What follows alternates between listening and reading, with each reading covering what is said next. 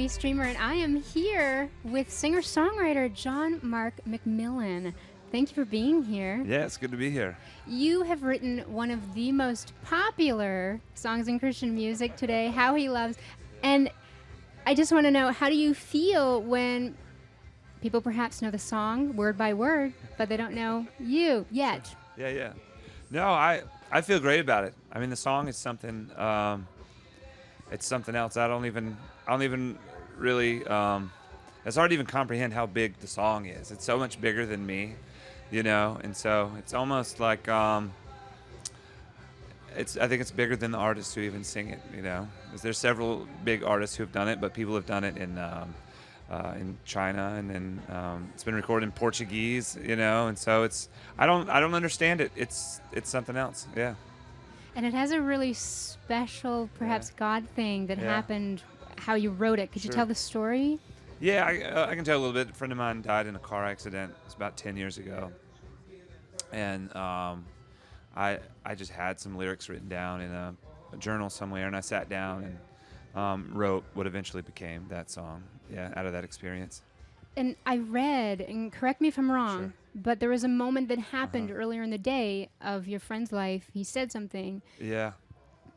I don't talk much about that anymore because I know it's real to me, and it's become in a lot of youth groups a way to sort of pump up kids, and it's been used as this sort of hype kind of thing, and so I kind of stopped talking about it just because it's so real to me because it actually happened to me. But he was in a prayer meeting, and he prayed that if he could give his life for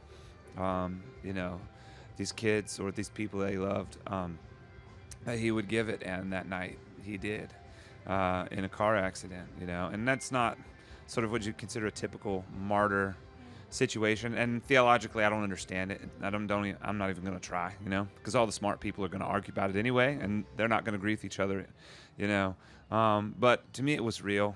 He prayed that, and he died, and I wrote this song in sort of the shadow of that, and then to see the song become something so phenomenal, so much bigger than I could have made it, or than any individual artist could have made it, I have to believe that there is some connection between those two events, or between those two things, You recently fan-funded your new upcoming album, and you were trying to raise $40,000. Tell me exactly how it went. I was gonna try for 30,000, and I was a little nervous. And some friends of mine just did 40. I was like, I'll go for 40, but I was like, I'm super nervous. Anyway, and we had raised in the first couple of days, we'd raised 10 or 20. I was like, all right, this is gonna go good. Then eventually we raised close to 70,000 in about 25 days. So I was blown away, and the money is awesome because it means we can make the best product possible, but also just the confidence from seeing all those people so excited about it has given us real momentum. It's really encouraging. So what is the album going to be about? When can we expect it? Well, right now, we were trying real hard to get it finished to put it out in the fall. It looks like it's going to come out very early next year at this point. As far as what's the album about, it's still developing. I mean, we have a bunch of songs, and I feel like we're about 3/4 of the way done. I have a couple songs that I want to rewrite because they're good, and I just don't want to rush them, So I'm going back and forth between titles. One title is Borderland. Another title is Are We All Animals? These are just sort of, I know. I like to make people think. I like to give people a chance. I think the answer is yes, unfortunately. Yeah. No. But the idea of the album is, just seeing the way business eats people, and the idea of this borderland existing between art and commerce, between being a believer and being in music, being this sort of weird guy who kind of doesn't always fit in sort of the Christian music world, but I don't always fit in sort of the mainstream music world. We've sort of found our own place, but I'm still always awkward in every situation. And so there's sort of there's a lot of different layers to the whole thing, but I like the direction it seems to be going though. And you wanted to fan fund. You didn't want a record label to get behind it. Yeah, no, I did. I did want to fan fund. We've done albums with labels. And we've worked with really great people, and there's a lot of bands who work with labels. But it's just so many conversations to do anything. It's like, well, if I want to do this song, I got to have a conversation about it. I got to tell them why I want to do it, and have to show them that this is why I want to do it, and all that's fine. And most of the time they let us do what we want.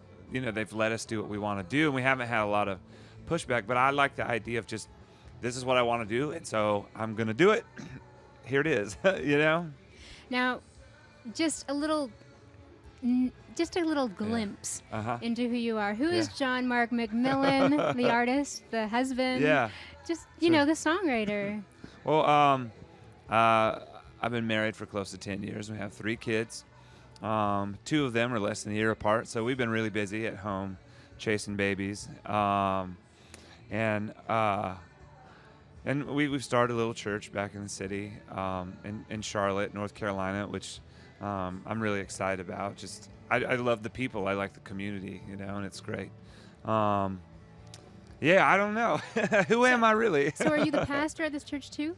I don't know what my music official master? title is. No, I do some music, but mostly I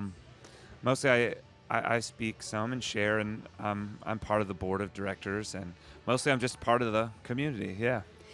Now, if you had one message you wanted to get it out to listeners, you wanted to just give this little piece of information, share your heart, what would it be?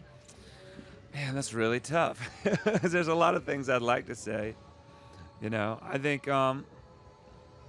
if I could pass along one thing from me to every human being in the world, if I had to narrow it down to something that's going to be relevant to every person in the world, I think it's that God is real. He's actually real, and that the programs and things we do are not just they're not just part of culture. That God is a person. He's an actual person, and you can actually know the person.